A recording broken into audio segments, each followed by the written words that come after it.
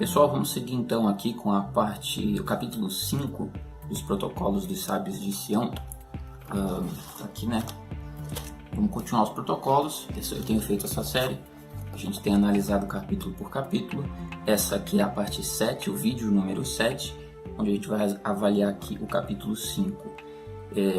Relembrando que estamos trabalhando esta obra, é um grande enigma, ela foi escrita por volta do final do século XIX, para aquele mistério, se a obra realmente foi escrita por sionistas, por uma elite judaica, ou se foi escrita por algum outro grupo, ou se por alguma espécie de pensador.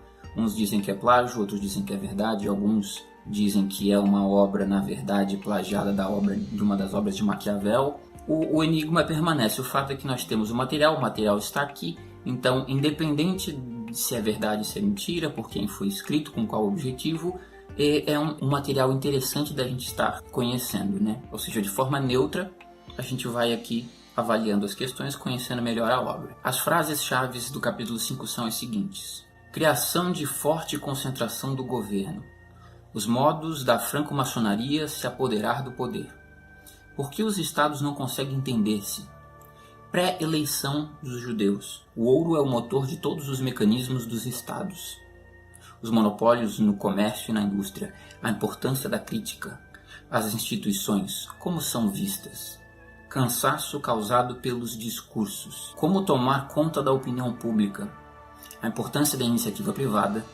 O governo supremo. Você veja que interessante. Parece que são frases que remetem aos dias de hoje, né? Principalmente a gente que está em eleição, né?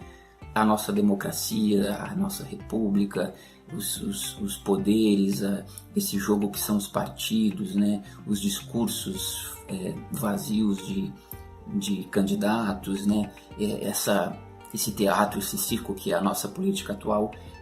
Esse é o mistério dos protocolos, porque há mais de 100 anos atrás foi escrito algo que reflete de forma tão precisa o cenário político atual que paira o mistério. Eu vou ler para vocês as partes grifadas, somente as partes mais interessantes, fazer um resumo do capítulo, que começa da seguinte forma: que forma de administração se pode dar às sociedades em que se por toda parte penetrou a corrupção, e que somente se atinge a riqueza por meio de surpresas hábeis que são meio velhacas?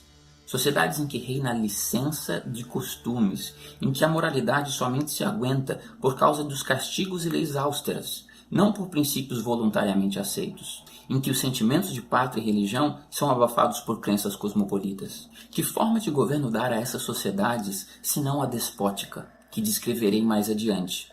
Regularemos mecanicamente todos os atos da vida pública de nossos súditos por novas leis. Essas leis irão retomando uma a uma todas as complacências e todas as liberdades demasiadas concedidas pelos cristãos, e nosso reinado se assinalará por um despotismo tão majestoso que estará em condições, em qualquer tempo e lugar, de fazer calar os cristãos que nos queiram fazer oposição e que estejam descontentes. Uma observação só: algumas pessoas indagam que nos protocolos originais, que não são na nossa língua portuguesa, né, a palavra cristão na verdade não é cristão, a palavra é goi, que significa não judeus, né? Então, mas na verdade, o que eu entendo pela questão, como foi escrito na Europa, numa época em que o cristianismo era muito forte ainda, né, foi escrito num período em que a palavra goi, basicamente de forma quase que automática, designava cristãos, né? Porque numa Europa, aqueles que não eram judeus automaticamente eram cristãos. Então, quando você diz que a tradução foi feita errada, que na verdade era não judeus em vez de cristão, eu acho que dá no mesmo. Dir-nos-ão que o despotismo a que me refiro não está de acordo com os progressos modernos. Provarei o contrário. Quando o povo considerava as pessoas reinantes como pura emanação da vontade divina, se submetia sem murmurar ao absolutismo dos reis. Porém, desde o dia em que lhes sugerimos a ideia de seus próprios direitos, considerou essas pessoas como simples mortais.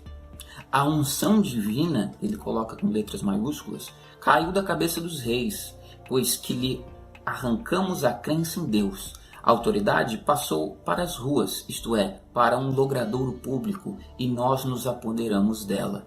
aqui se refere à Revolução Francesa, no momento em que vem a queda das monarquias cristãs, o poder se torna vago e aí esse sistema democrático republicano de partidos e parlamentos toma, né, a cena no que antes era de domínio das monarquias cristãs.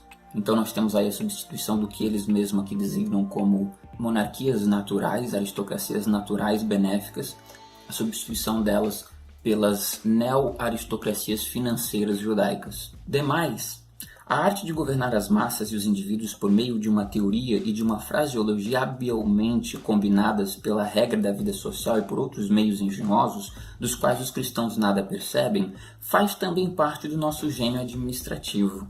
Agora aqui grifado em verde, eu grifei em verde porque é interessante eles citaram os jesuítas aqui, que foi uma ordem muito forte, muito poderosa, né, nesse período. Ele diz o seguinte: somente os jesuítas nos poderiam igualar nesse ponto. Porém, nós conseguimos desacreditá-los aos olhos da plebe ignorante, porque eles constituíam uma organização visível, enquanto que nós operávamos ocultamente por meio da nossa organização secreta, que segundo aqui o livro seria a maçonaria. Aliás, que importa ao mundo o amo que vai ter, seja o chefe do catolicismo ou o nosso déspota do sangue de Sião.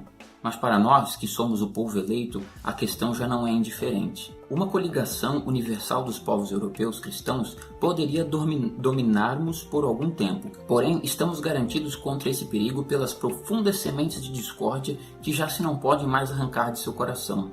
Opusemos uns aos outros os cálculos individuais e nacionais dos cristãos, seus ódios religiosos e étnicos que há 20 séculos cultivamos. É por isso que nenhum governo encontrará auxílio em parte alguma. Cada qual acreditará um acordo contra nós desfavorável a seus próprios interesses. Somos muito fortes e é preciso contar conosco. As potências não podem concluir o mais insignificante acordo sem que nele tomemos parte. O capital, para a liberdade de ação, deve obter o monopólio da indústria e do comércio. É o que já vai realizando a nossa mão invisível em todas as partes do mundo. Essa liberdade dará força política aos industriais e o povo lhe será submetido. Agora, grifado em verde ali, eu achei muito interessante que ele diz o seguinte: importa mais, em nossos dias, desarmar os povos do que levá-los à guerra. A questão do desarmamento já nessa época aqui, é interessante. Importa mais servir as paixões encandecidas para o nosso proveito do que acalmá-las. Importa mais apoderar-se das ideias de outrem e comentá-las do que bani-las. Olha só, é bem a estratégia das coisas que a gente vê nos dias de hoje, né? Em vez de segurar o ânimo, a gente incentiva as animosidades.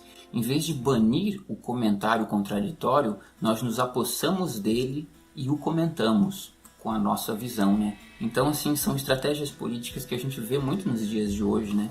Preditas aqui há mais de 100 anos atrás. Agora ele fala aqui sobre a questão da opinião pública, né? O problema capital do nosso governo é enfraquecer o espírito público pela crítica, fazer-lhe perder o hábito de pensar, porque a reflexão cria a oposição. Distrair as forças do espírito em vãs escaramuças de eloquência, ou seja, né, manipular a opinião pública para deixar as pessoas na ilusão. Agora ele fala uma coisa muito interessante a respeito desse cenário, né, de como é cansativa a política, com propagandas políticas e um monte de candidato falastrão repetindo as mesmas asneiras de sempre, como isso é cansativo. Ele diz aqui, ó: nós nos apropriaremos da fisionomia de todos os partidos, de todas as tendências, e ensinaremos nossos oradores a falarem tanto que toda a gente se cansará de ouvi-los. Para tomar conta da opinião pública, é preciso torná-la perplexa, exprimindo de diversos lados e tanto tempo tantas opiniões contraditórias que os cristãos acabarão perdidos no seu labirinto e convencidos de que, em política, o melhor é não ter opinião.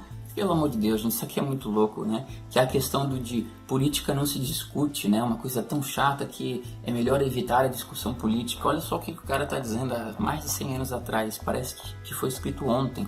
São questões que a sociedade não deve conhecer. Só deve conhecê-las quem a dirige.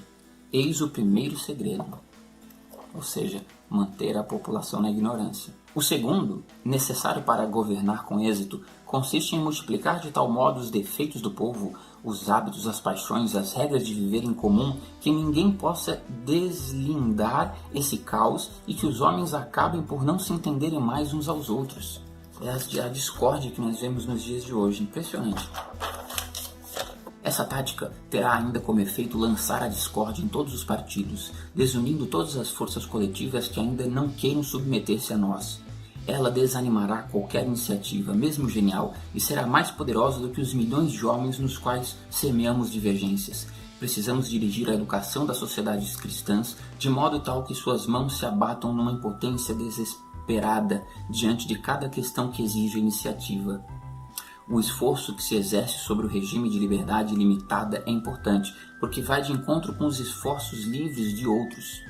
Daí nascem os dolorosos conflitos morais, decepções e insucessos. Fatigaremos tanto os cristãos com essa liberdade que os obrigaremos a nos oferecerem um poder internacional, cuja disposição será tal que poderá, sem as quebrar, englobar as forças de todos os estados no mundo e formar o governo supremo. Em lugar dos governos atuais, poremos um espantalho que se denominará Administração do Governo Supremo. Suas mãos se estenderão para todos os lados como pinças, e sua organização será tão colossal que todos os povos terão de se lhe submeterem. Então, gente, vocês observem, né, a quantidade de questões puramente atuais que os protocolos nos trazem, né, o grande mistério que se trata este livro. Relembrando a vocês que os que tiverem interesse em adquirir esse exemplar, né, eu tenho essa versão aqui em PDF, uma série de outros livros e materiais. Nós temos aqui uma série de vídeos privados para os apoiadores. Se você tem interesse em adquirir os PDFs, se você tem interesse em ter acesso aos vídeos privados, grupos e conteúdos exclusivos, você pode se tornar um apoiador do canal, que valores mínimos de 2, 5 a 7 reais você já tem acesso a esses materiais. Eu vou deixar o link do canal Apoia-se na descrição para as pessoas que tiverem interesse. A gente se vê no próximo vídeo. Um grande abraço.